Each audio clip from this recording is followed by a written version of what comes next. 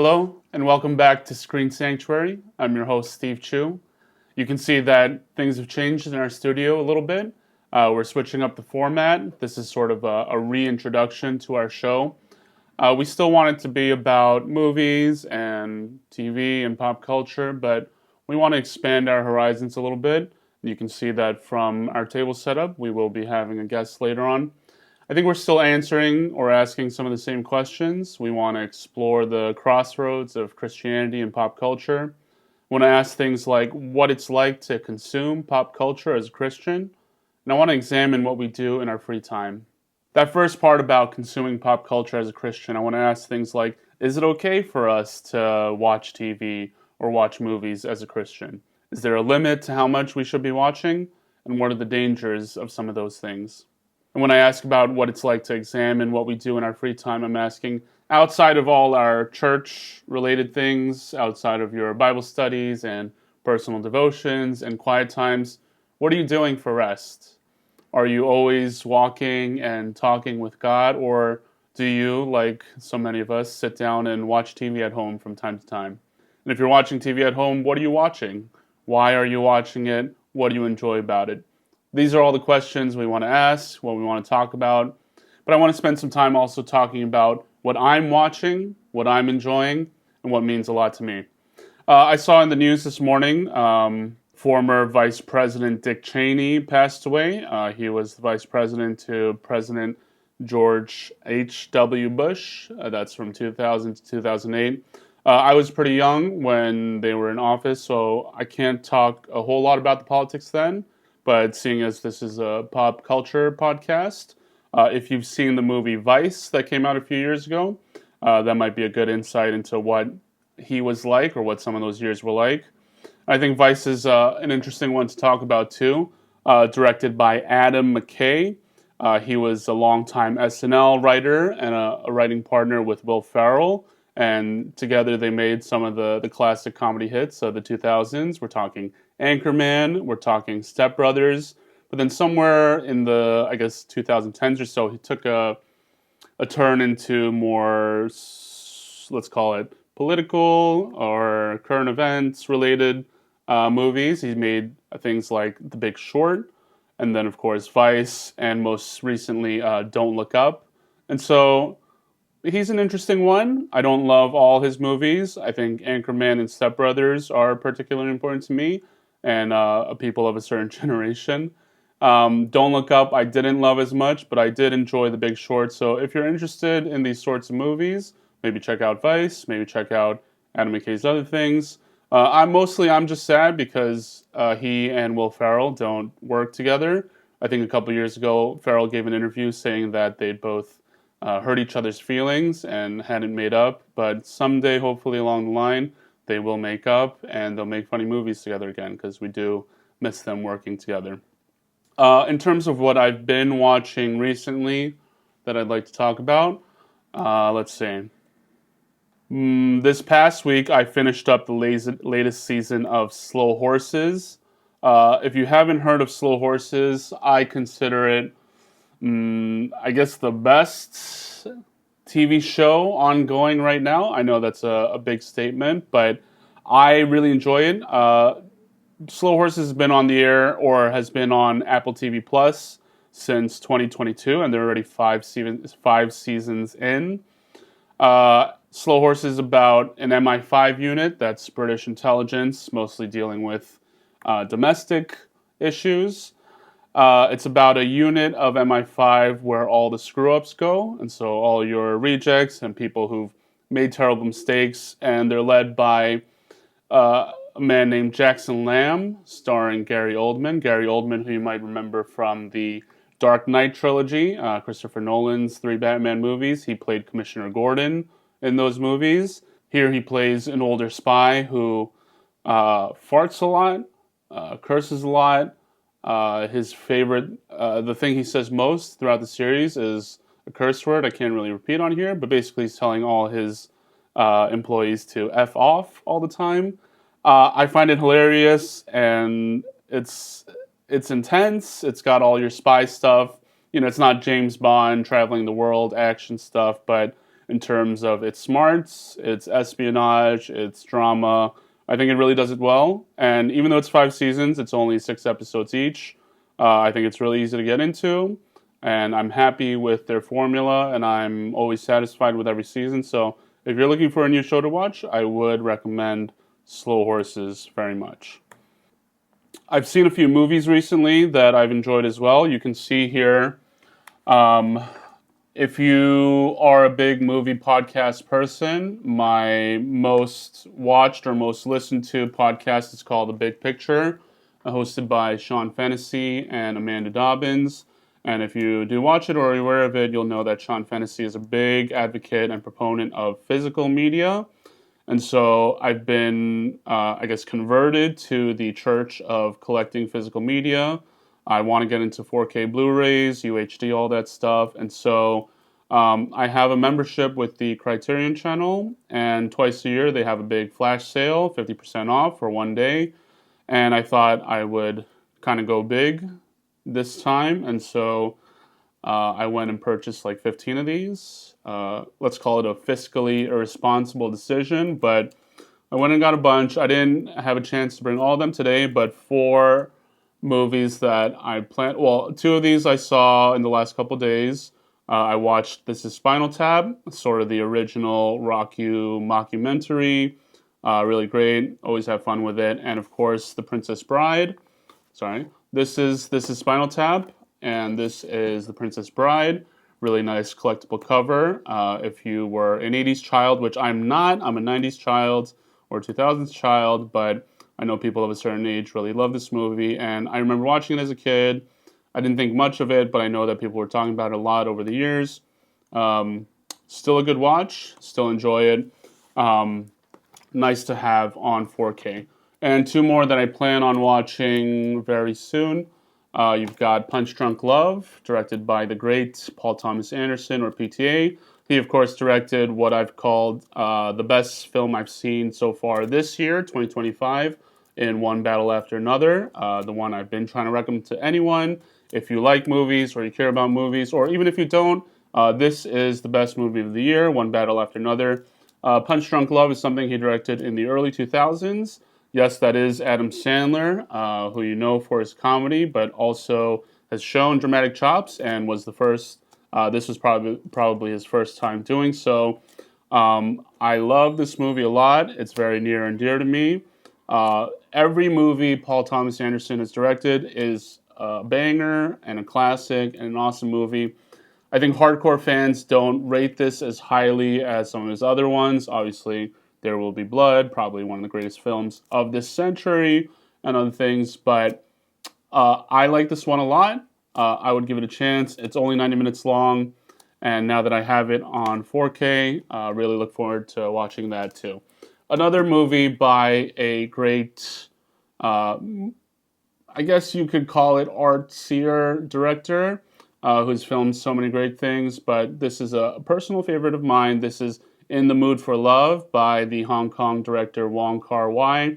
If you know him from his other movies, things like Happy Together, Chungking Express, a lot of great stuff there, but In the Mood for Love is important to me.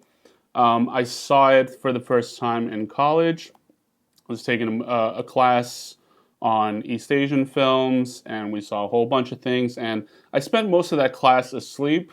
Every class was you would go to class and the professor would turn on a movie, and at the end you were expected to talk about it. But if you're in college and you go to a lecture hall and they turn off the lights, like, you're gonna fall asleep. And so I missed most of the movies as they were playing. I really regret that.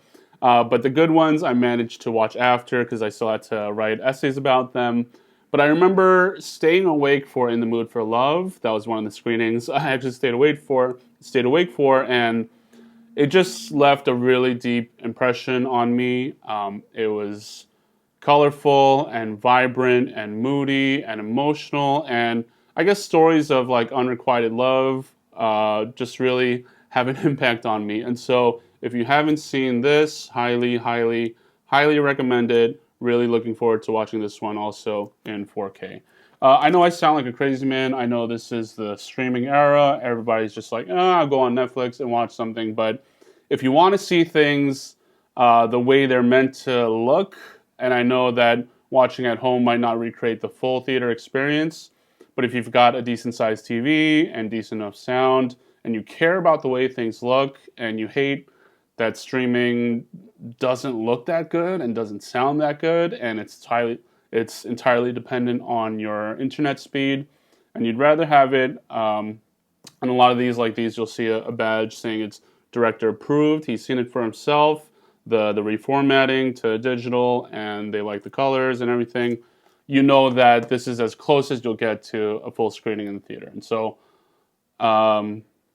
it's an investment. I'm probably going to regret it down the road. I have 15 now, but I wouldn't be surprised if in the next couple of years I reach something like the hundreds. I'm glad that I'm alone for this and there's no one at home to call me out for my fiscally irresponsible decisions, but this is what it looks like to be a movie fan in this day and age, I think. Let's see what else. Are you on Letterboxd?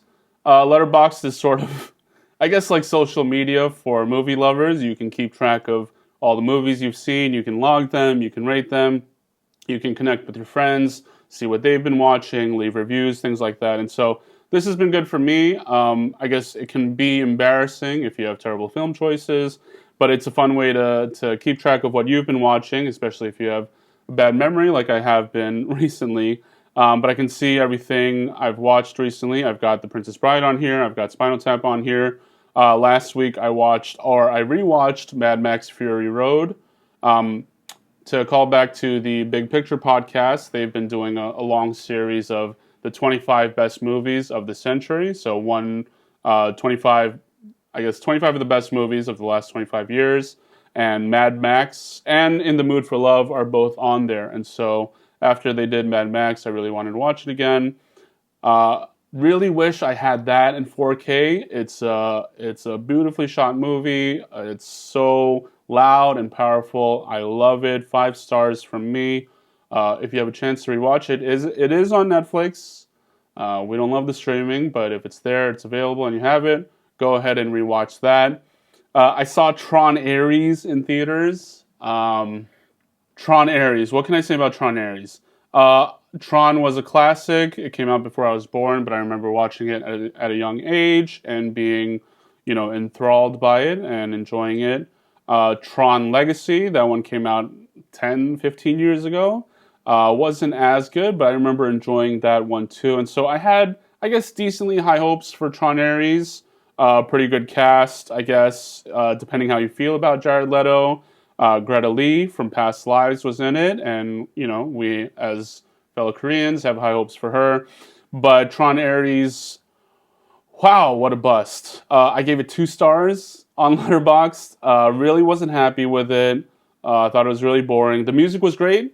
The music is always great. The sort of pulsating, like, electronic thing that they got going is good. But I guess my gauge for how I know a movie is boring or not is if I've paid money to watch it in theaters, and if I fall asleep during the movie, it's probably not a good or great movie. And so I fell asleep during Tron Ares.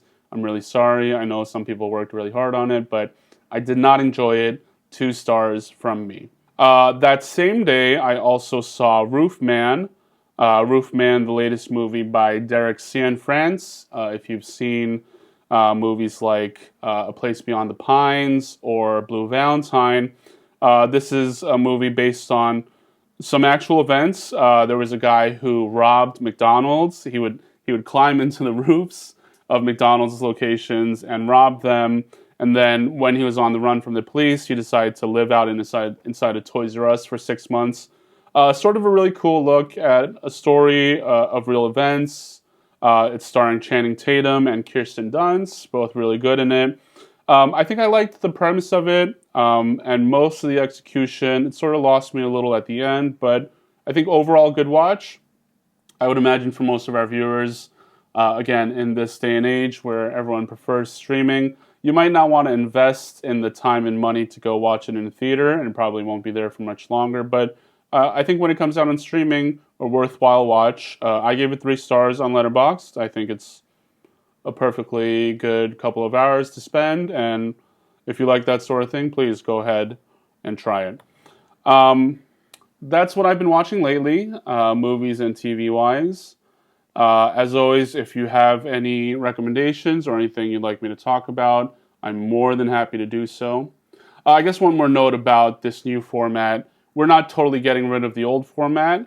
Every so often when we want to do a deep dive into a movie we really love, we'll still do that. But I think we want to try this for a little while and see where it goes. There's something a little more, I think, approachable about this, a little more casual, a little more comfortable having the table and my laptop here and having a conversation with somebody else. I think will produce some interesting results. And so if you're interested in that, as always, please let us know in the comments. Please like, subscribe. I know we're always asking.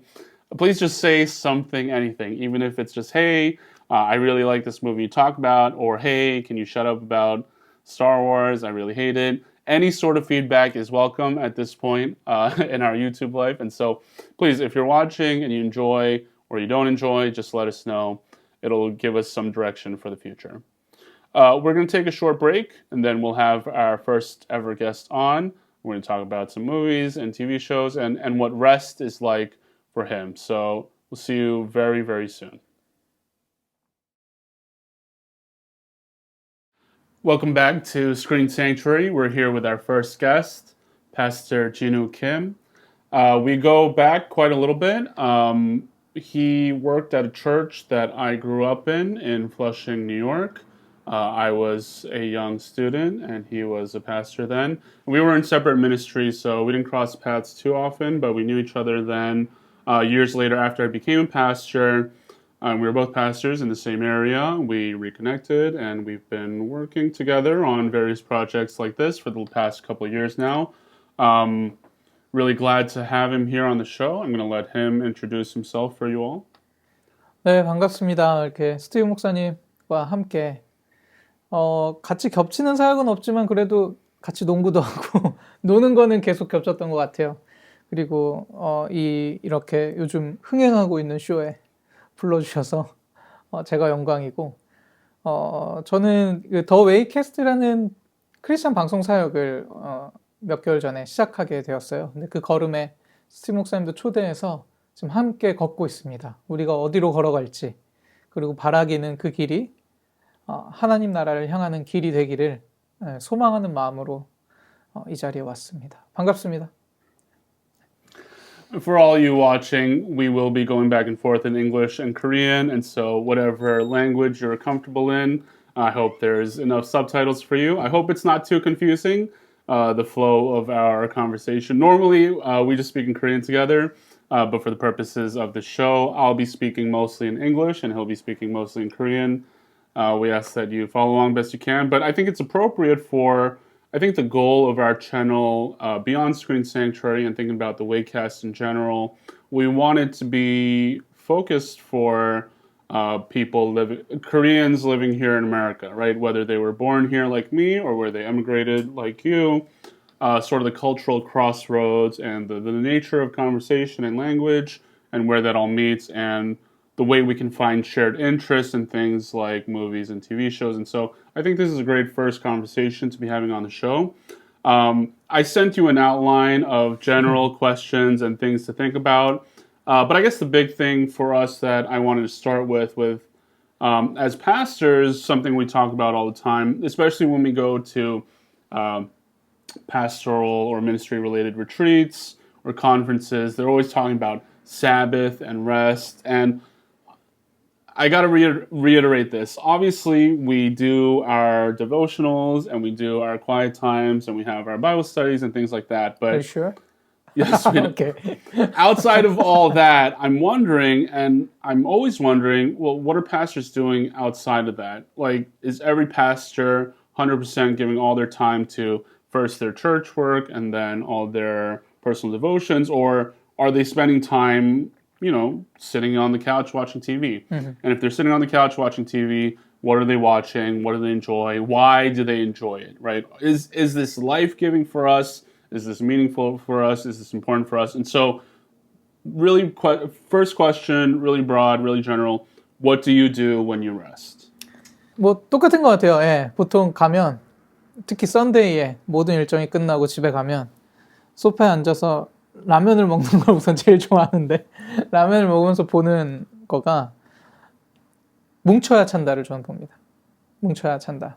그러니까 늘 교회는 공동체 뭐 이런 팀 이런 얘기를 많이 해서 그런지 저는 팀 스포츠를 굉장히 좋아하는 편이에요. 그런데 처음 만난 사람들이 새로운 코치를 만나고 새로운 선수들을 만나서 이렇게 이리저리 부딪히면서 성장해가는 그런 모습이 참 좋아서 그거 아니면 또 축구라 다른 분들은 좀 지루할 수 있지만 골 때리는 그녀들. 근데 아까 얘기해보니까 스티브 초 목사님도 이걸 다 보더라고요. 그래서 아 이게 뭔가 언어만의 문제도 아니고 뭐 자꾸 저랑 제너레이션을 나누는데 그것도 아니고 공감대를 가질 수 있는 게 있구나라는 생각을 했어요. 그래서 저만 보는 줄 알았더니 보고 있다 그래서 반가웠습니다.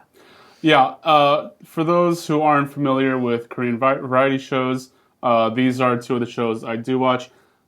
I guess you can tell I consume a lot of content in general, not just American movies and TV shows, but I do watch a lot of Korean content as well.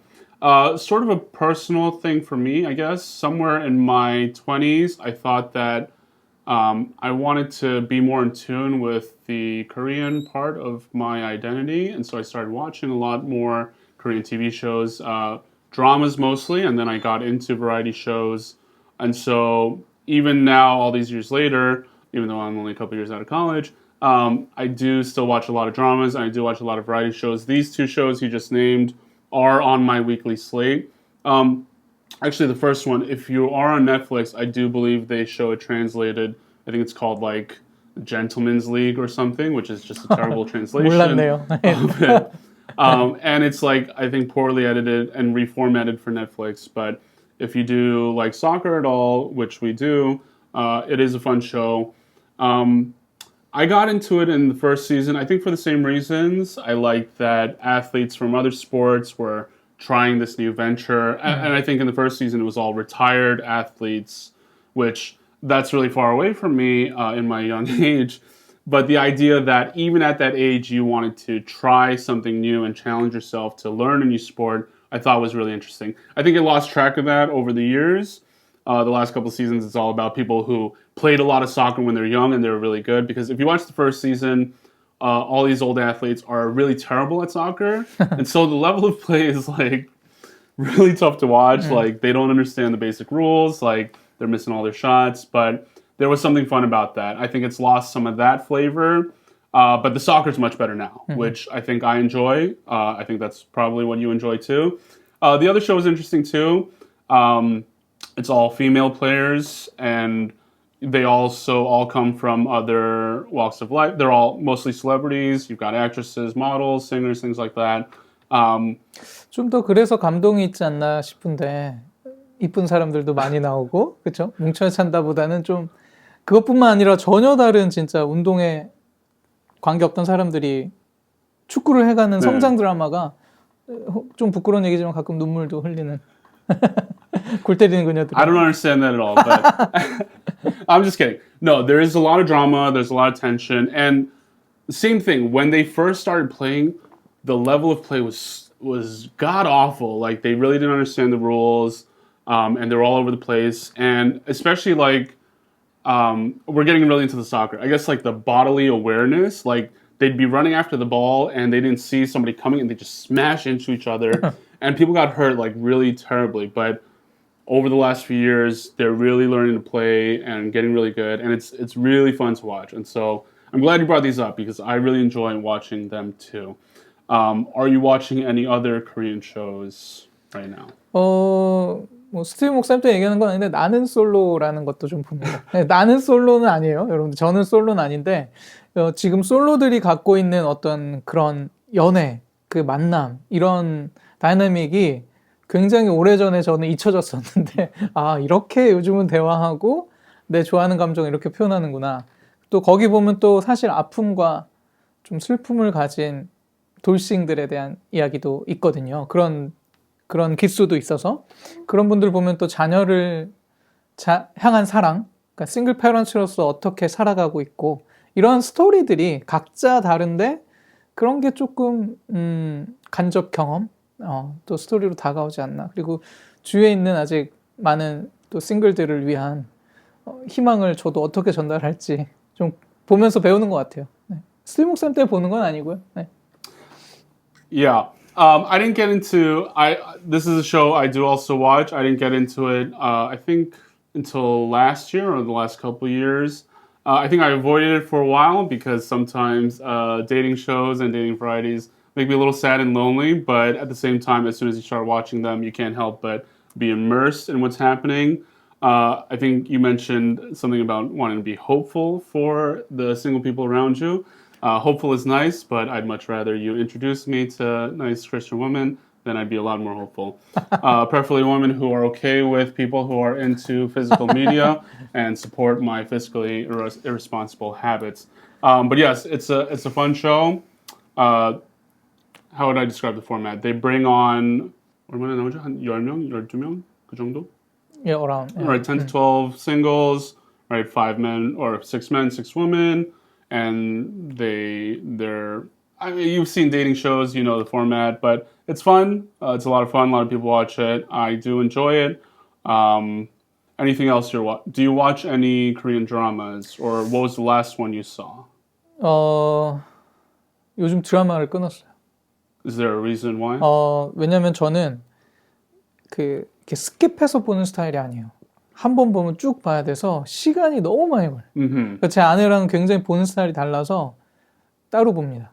네, 같이 살지만 그래서 아내는 이 넘기는 거를 굉장히 인조해하고 Okay. 저는 한 번 보면 다 봐야 돼서 시작을 못 하고 있어요. 그래서 최근엔 드라마를 못 보고 뭐 스티브 목사님 추천해준 영화나 또 주위에서 추천한 영화 몇 편은 본 것 같아요. 네. He did ask me for some movie recommendations recently. Can you name one that you liked or you saw and you enjoyed? 가장 최근에 본 건 F1. F1? 네. 보셨죠? Of course I did. 네, 봤는데 뭔가 다시 피가 끓는 느낌. 근데 아마 요즘 친구들이 브래드 피트를 잘 모르겠지만 그래도 그냥 할아버지가 나온 게 아니라 그 사람의 나이듦의 매력도 볼 수 있었고요.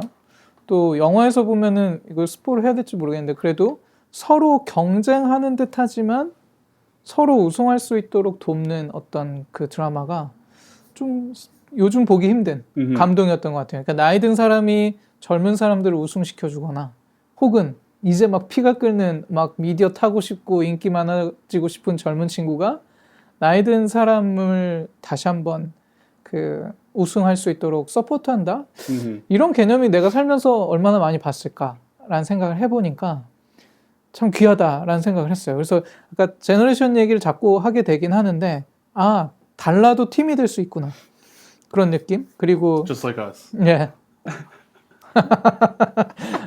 자꾸 다르다 그러는데 아무튼 뭐가 다른지는 찾아보죠. 네. 그래서 그렇죠. 우리처럼. 그러니까 다르지만 이렇게 영어로 하고 난 한국말로 하지만 어쨌든 같은 길을 걷고 있는 그 지점이 있으니까 또 나이가 제가 많지만 그래도 제가 좀 재밌으니까 나를 만나지 않나라는 생각도 해보고 얼마 전에도 같이 농구하고 같이 아파하고 하는 거 보면 뭐 그렇게 나이가 다르지 않다라는 생각도. Yes, TMI. F1, one battle after another. I mentioned before by Paul Thomas Anderson, the best movie I've seen all year so far. But I think F1 was the most fun I had at the movies this year so far. Wow. Really sucks that you missed it in theaters because if you see it in IMAX with the big sound, just really blows you away. I think a lot of the themes you touched upon, the sort of generational divides and coming together for a shared goal. I think that's a really key theme of that. I won't mention which generation I felt connected with when I saw the movie, but I will say I think my favorite, I don't know about your favorite part, my favorite part of the movie, it just so happened, I think around the time that the movie came out, I was thinking a lot about dreams and the idea of following dreams. And there's a part where Brad Pitt's character is talking to I forgot her name. Carrie Condon's character. And he says that when he's driving, there's just a moment where he feels like he's flying, right? And at the end of the movie, spoiler, when he's coming into his last race and it gets really quiet, right? The whole movie's got this big, like, pulsating electronic thing, but near the end of the movie, he's coming down for his final lap, and it gets quiet, right? And she says he's flying, right? And I was like, yeah, Wow. this is what movies are for. This is what it's all about. And so I can't confirm whether or not I cried. I will not ever confirm, but it was a perfect moment. Did you cry? I don't know what you're talking about. But it was great. I love that movie. If they ever show it again in theaters, please watch it. It really sucks if you have to watch it at home, unless you've got big screen, big sound. Like, it won't be the same, but really the most fun I had at the theaters this year. There is a question I wanted to ask. Like I said, I gave you a general outline, but I wanted to know, I guess, in general, what you consider your favorite movie of all time. Because you had an interesting choice, and I wanted you to share with the audience why that movie is so important to you. 제가 되게 좋아하는 영화를 사람들이 물어본다면 늘 얘기하는 게 있어요. 노팅힐이라는 영화인데 모른 척하지 말고 들은. 그러니까 또 이거. He said he's afraid that I would make fun of him. I'm not making fun of him. I don't judge anyone for their movie choices. Okay, that's the thing about taste. You are entitled to your own taste, right? You can have your favorite movie. I just don't understand. Okay, Notting Hill's a great movie. Fantastic rom-com. Young Julia Roberts at the top of her game. I love her. Everybody loves her. I love that movie. I would never go and say that's my favorite movie of all time. That's what I'm curious. I'm not making fun of you. I'm not judging you. Yeah. I just want to know, and I want them to know. Yes. So they understand more about you.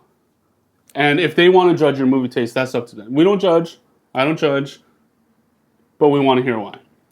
네, 저도 그거를 두려워하는 건 아닌데 그만큼 영화를 좋아하는 것 같으면서도 이렇게 스티브 목사님을 볼 때마다 영화를 진짜 많이 안 봤구나라는 생각을 하고 있거든요. 그래서 그런 것도 있는데 정말 좋았어요. 왜냐면 제가 로맨틱 코미디 장르를 좋아하는데 줄리아 로버츠의 그 시절에 빅 스마일과 어떤 그런 에너지, 에너지가 지금 우리 아내와 닮았다. 라고 얘기한다면 조금 뭐 웃을 분들이 좀 있을 수 있겠지만 물론 이미지는 좀 달라요. 근데 그런 느낌 주고 있는 그만 웃어요. 주고 있는 에너지가 있어서 제가 그 영화를 왜 좋아하냐면 이게 제가 알기로는 99년 Yes. 네 나왔어요. 그때 제가 하이스쿨에 있었죠. 그러니까 좀 세대 차이가 얼마 안 나지만 하이스쿨에 있었는데 그 나의 어떤 첫사랑의 뭐라 그럴까 경험들, 시간들이 그 영화에 그대로 멈춰 있다는 생각이 들어요. 그러니까 그 영화를 지금 봐도 내가 그때로 돌아가서 그 고등학교 때 첫사랑. 아니요. Sorry. TMI는 안 하기로 했잖아요. 그래서 그때 사랑이 아니라 그때 나의 감정이 매치가 된 거죠. 오랜 시간이 지났는데도. 그래서 그 영화를 볼 때마다 난 지금 하이스쿨 학생이다. 그때 티네이저 때들의 막 에너지가 살아나는 것 같아서 그 영화가 주는 에너지도 물론 있는데 제가 제일 좋아하는 장면 중에 하나는 그 굉장히 가든 이름을 까먹었는데 스크릿 가든 같은 곳에 키스신 때문은 아닌데 거기에 무슨 대사인지 정확하게 기억 안 나요. 무슨 키를 이제 내가 갖고 있다. 들어가자.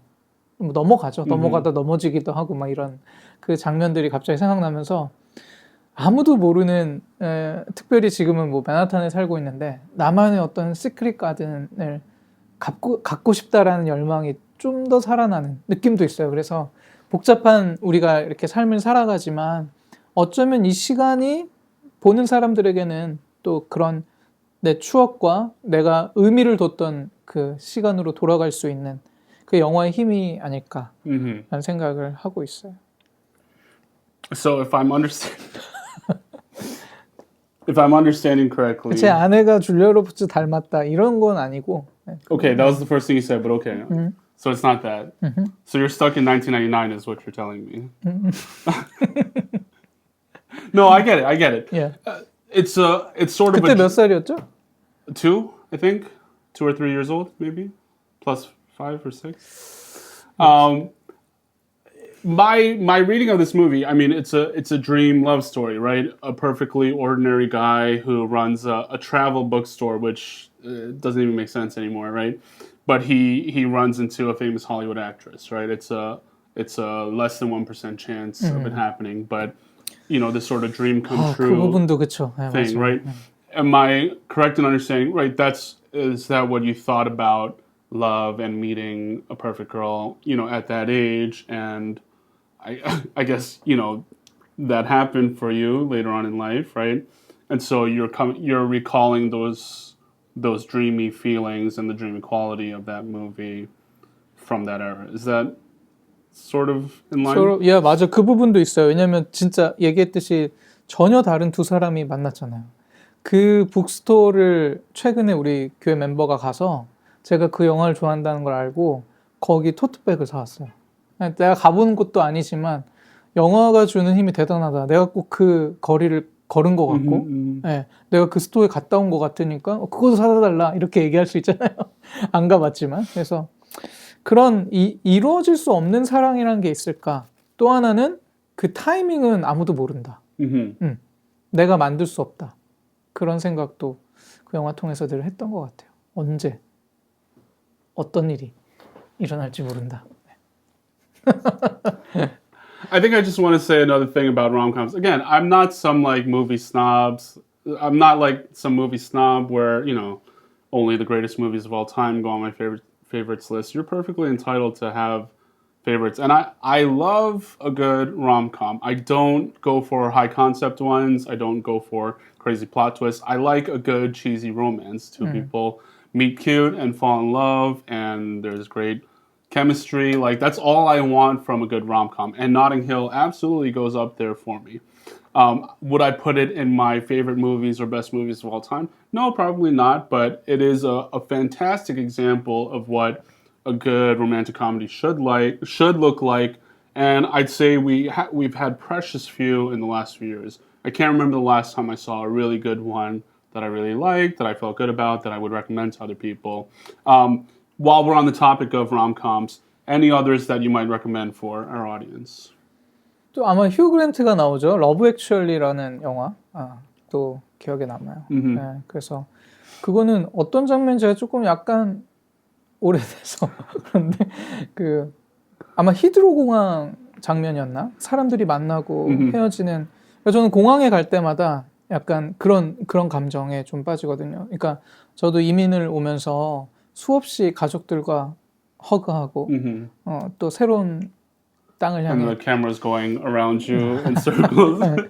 그리고 그 크리스마스 시즌이었죠? 아마 배경이. Yes. 그래서 그 분위기가 주는 그 크리스마스 하면 물론 이 땅에 외로운 사람들도 있고 아픈 사람들도 많지만 가족들과 뭔가 함께 만나서 보낸다라는 따뜻함이 저에게 남아 있었던 것 같아요. 그래서 그 영화가 갑자기 생각나요. Love Actually, a good choice too. Have you ever seen When Harry Met Sally? 그거를 풀리 보지 못한 것 같아요. Okay. 네, 그들이 갔던 그 샌드위치 집은 갔던 것 같아요. 네, 맨하탄에 있죠. Yes. 네. Katz Delicatessen, I believe on Houston Street, one of the New York institutions. For the people who love romantic comedies, When Harry Met Sally is sort of the... 너무 오래된 거를 못 봤나, 제가? 공부를 많이 못해서 못 본 것 같아요. It's one of the core texts of rom-coms, sort of the OG, the originator, the one that most people point to, not necessarily as their favorite, but the one that sort of led to all these future movies, your Notting Hills and your Love Actually. So I would highly recommend you watch it in its full. It is a little older. I remember watching it when I was pretty young too, but if you like rom-coms, if you like your Katz Delis, if you like a good New York City movie, it's sort of quintessential for all those things, and so would highly recommend. To end our episode today, I wanted to leave you with some recommendations. I think you mentioned that you've been wanting to watch some more movies, some more TV shows. I think I want to start with my little Criterion collection here. Princess Bride, not to age you or anything, but people of your generation living in America. Our generation? You're talking about my your generation, those who grew up in the 80s, who lived here, really enjoy this movie. And it's a pretty quick watch. I think you could enjoy it. It has a family feel to it, but People go for it a lot, so I think that's okay. I don't know if you'll like This is Spinal Tap as much. Are you into metal? No, not really. 예. 벌써 어색해 지금 나랑 이 이미지랑 나는 좀 안 맞는 것 같아요. 예. Have you ever seen The Office? 잘 어울리네요. Have you ever seen The Office? The TV show? No. I know what it is, but Okay. yeah. All right, we'll pass on Spinal Tap for now. You can introduce to Okay. not me. For fans of The Office, the mockumentary format, this is mockumentary mixed with rockumentary.